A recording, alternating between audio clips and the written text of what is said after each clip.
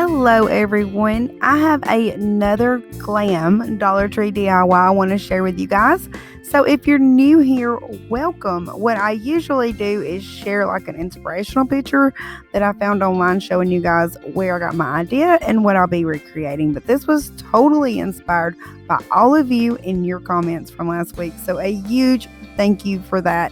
I ended up making this mirror to match the chandelier light, and I'm so in love with it. For this project, I used 4x6 picture frames from Dollar Tree and some other picture frames from Dollar Tree that I damaged or messed up.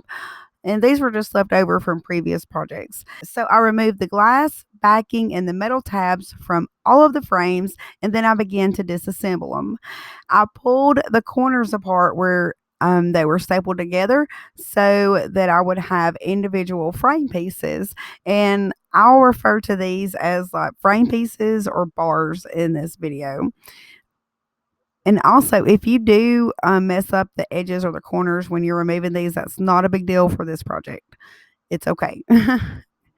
So once I had all these separated, then I set them to the side and then I grabbed an 8x10 mirror and 8 of the 5x5 mirrors, all from Dollar Tree, and I started laying these out, forming the design that I had envisioned for this project.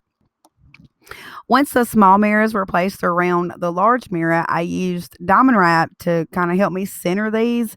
And then I started placing 3 frame pieces on each of the 5x5 mirrors on the outside so that these would all be connected. I started at the bottom first. So I flipped over the 3 bottom mirrors and I removed the round foam legs that's on the back of these and the little sticker that's on the back of them. I removed that. And then I noticed the residue from the foam legs was such a huge help. So I use those like as a guide to help me line up the mirrors from one mirror to the other mirror.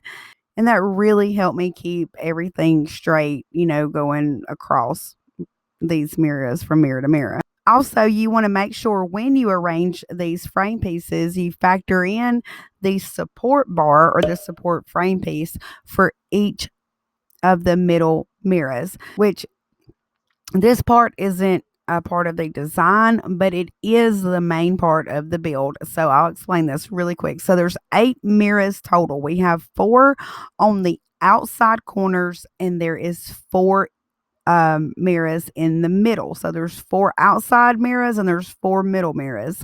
On the middle mirrors, I used an extra frame piece running from the center of those middle mirrors to the large 8x10 mirror that's in the center.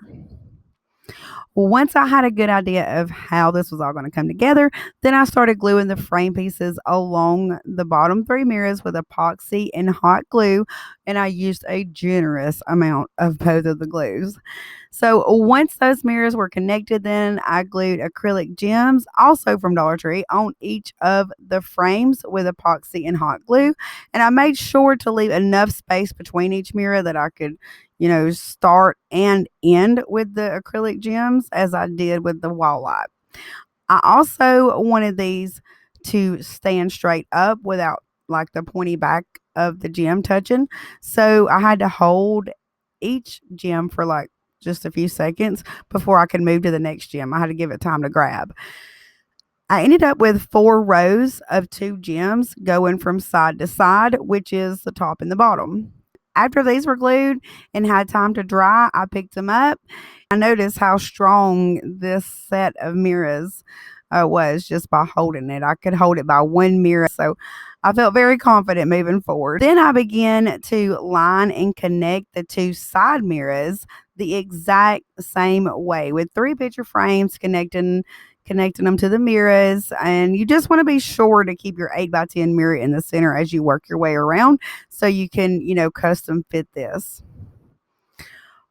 Once the side mirrors were connected, then I flipped it over and I glued on the acrylic gems, which these ended up being 4 rows of 4 since the sides are obviously longer than the width because this is an 8x10.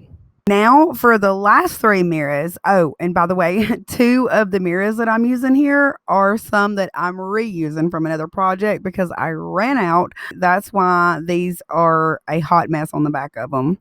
To make this easier, I connected the top 3 just like I did the bottom 3, and I made that one unit.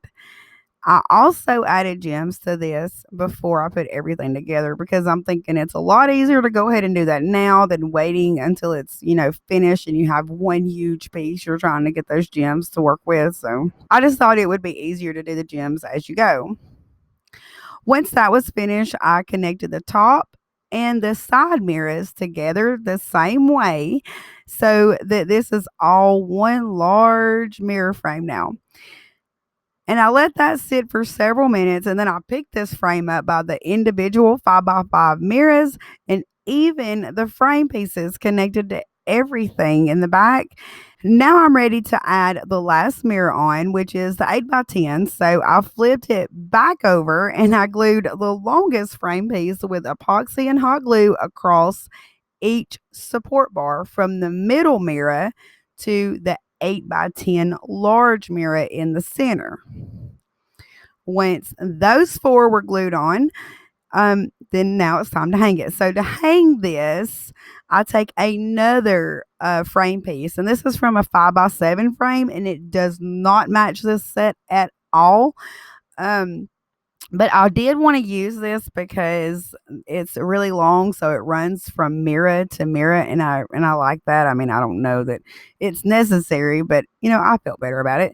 So I used some wire from the hardware section of Dollar Tree, and I needed to make like some small indentions in this frame for the wire so the wire wouldn't slide and glide across this bar. I really wanted this to be secure. So I just take the tip of my hot glue gun and I melt 2 places, like 2 indentions just for my wire to set in. And then I added glue inside of those indentions, and then I just wrap the wire around and around the frame on both sides so that I have a loop at the top. I tested this out by pulling it really, really hard.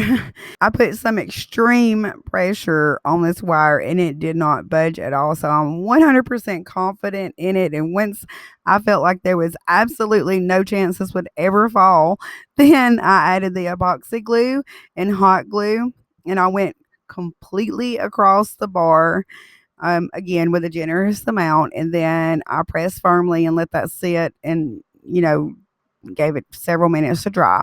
I also went back and I added a bead of glue along the entire length of each side of all the picture frame pieces on the back as a final step to ensure the durability and the hold. And once that glue is dry, you can then flip it back over and add any embellishments or gems if you would like, or you can just hang it on the wall as is because this project is finished.